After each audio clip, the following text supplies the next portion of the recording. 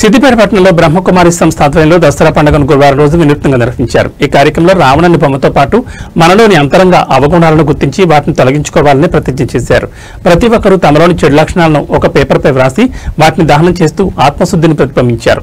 తర్వాత రావణుని బొమ్మను సంస్థ నిర్వాహకురాలు బీకే భవానీ, చిన్నపిల్లల వైద్యుడు డాక్టర్ శేషకుమార్ భూపతి, డాక్టర్ ఉదయ్ కుమార్ తదితరులతో కలిసి దహనం చేశారు. ఈ సందర్భంగా బీకే భవానీ మాట్లాడుతూ రావణుడి రూపంలో ఉన్న అధర్మం, అవినీతి, అత్యాచారాలు ఇవన్నీ ఇంకా సమాజంలో కొనసాగుతున్నాయి. నిజమైన రావణ దహనం అంటే మన మనసులోని అవగుణాల అంతం.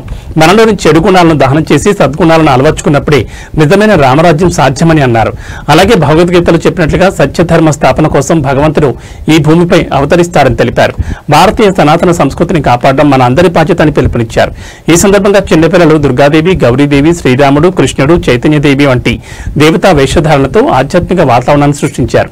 కార్యక్రమంలో సంస్థ ప్రతినిధి బీకే స్వప్న, సభ్యులు బీకే ఓంకారం, విశ్రాంత ఉపాధ్యాయులు అమరేందర్ రెడ్డి, కృష్ణమూర్తి, బాలయ్య, మహిళా సభ్యులు బిందు, విమల, నాగలక్ష్మి, పద్మ, భవానీ తదితరులు పాల్గొన్నారు.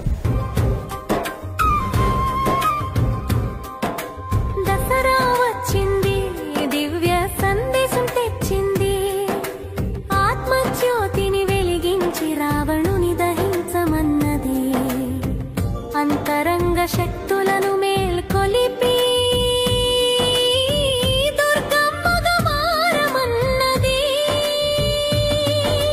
దసరా వచ్చింది, దివ్య సందేశం తెచ్చింది, ఆత్మజ్యోతిని వెలిగించి రావణుని దహించమన్నది.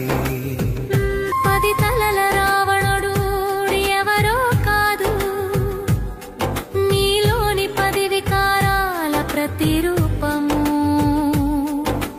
కామ, క్రోధ, లోభ, మోహ, అహంకారాలు స్త్రీ పురుషులలో సుర సంస్కారాలలో ఆత్మరాముడవై వాటిని జయించుటే అసలైన విజయదశమి.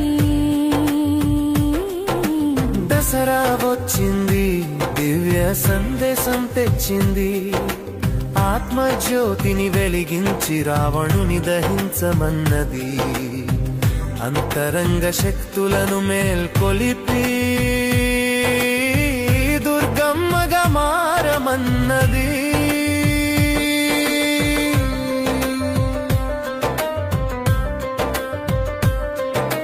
శైలపుత్రిగా సంకల్ప బలం నింపుకో, బ్రహ్మచారిణిగా పవిత్రతలో స్థిరమవు. చంద్రఘంటగా శాంత స్వరూపిణివై నీ సంకల్ప ఘంటానాదంతో వికారాలను జయించు.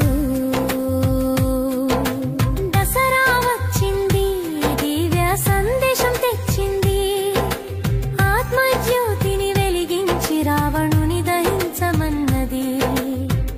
అంతరంగ శక్తులను మేల్కొలిపి దుర్గమ్మగా మారమన్నది.